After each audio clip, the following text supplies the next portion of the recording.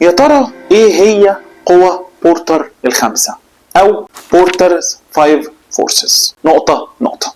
القوة الأولى هي المنافسين أو الكومبيتيشن. بص حواليك كده، بص المحل اللي جنبك والمحل اللي قدامه، الاتنين دول بيتخانقوا على نفس العميل. كل واحد فيهم عايز ياخد الزبون اللي واقف محتار، هروح المحل ده ولا ده. دي مش منافسة عادية، دي خناقة على قطعة من كيكة صغيرة.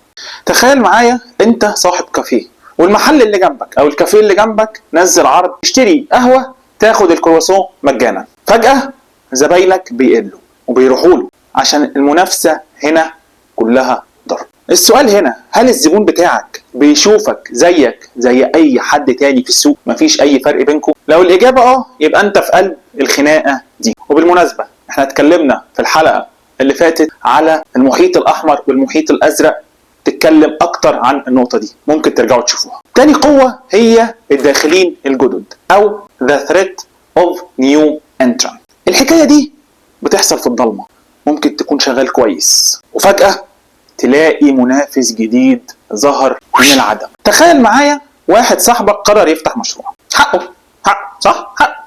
لو قرر يفتح عربية أكل سريع في الشارع بتاعك، الموضوع سهل، هيجيب العربية أو المحل يأجره، يجيب شوية المعدات، وتاني يوم الصبح ممكن يكون مخلص ويبدأ شغل.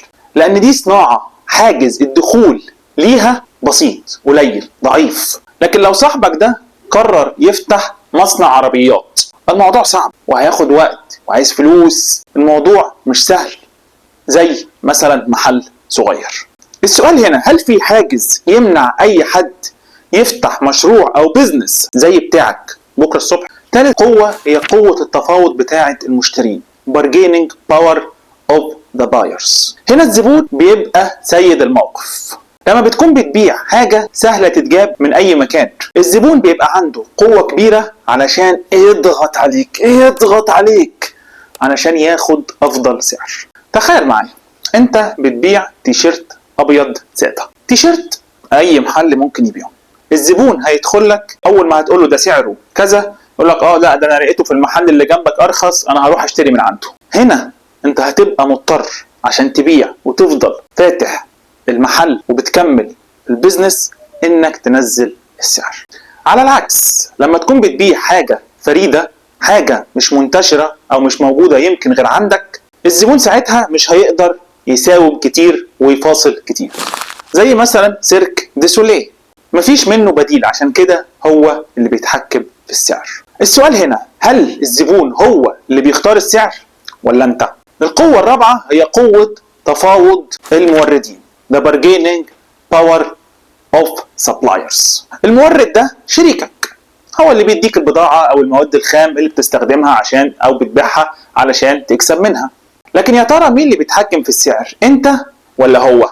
تخيل معايا أنت عندك مصنع هدوم، والمورد بتاعك هو الوحيد في البلد اللي بيعمل القماش المعين أو المخصوص اللي أنت بتستخدمه في الهدوم بتاعتك. هو قرر يرفع السعر عليك، ساعتها انت هتبقى في ورطة. في الحالة دي هو اللي بيتحكم في اللعبة مش انت. على العكس، لو انت بتفتح مطعم ومحتاج موردين لحمة وخضار، في 100 واحد مورد اللحمة والخضار، ساعتها انت بتقدر تساوم وتفاصل وتاخد السعر اللي انت عايزه. السؤال هنا، هل انت اللي بتقرر السعر ولا المورد؟ القوة الخامسة المنتجات البديلة او البدائل، threat of substitutes. دي القوة الخاينة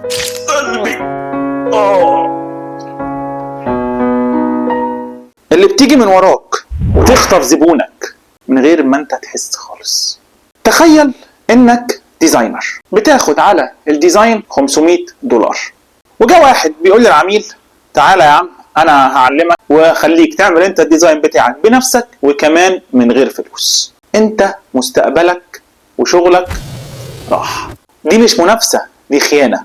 كانفا مثلا مش منافس مباشر، ولكنه منتج بديل بيحل نفس المشكلة بطريقة مختلفة وفي أحيان كتير أرخص. وهنا نفتكر قصة كوداك عملاق التصوير. وقت ما بدأت تطلع الكاميرات الديجيتال ما فهمتش إن الكاميرات الديجيتال مش مجرد منتج جديد، ده بديل هيحل محل الكاميرات التقليدية وقتها. مع العلم كوداك كانت أول شركة تبتكر وتخترع وقتها الكاميرات الديجيتال، ولكنهم خدوا الفكرة وحطوها في الصندوق وما استخدموهاش، ونتيجة انتوا عارفينها شركات زي نيكون وكانون وسوني دخلوا السوق وخدوا الكيكة كلها لوحدهم، وكوداك طلعت من السوق. السؤال هنا، هل في منتج بديل بيخطف زبونك منك من غير ما تحس؟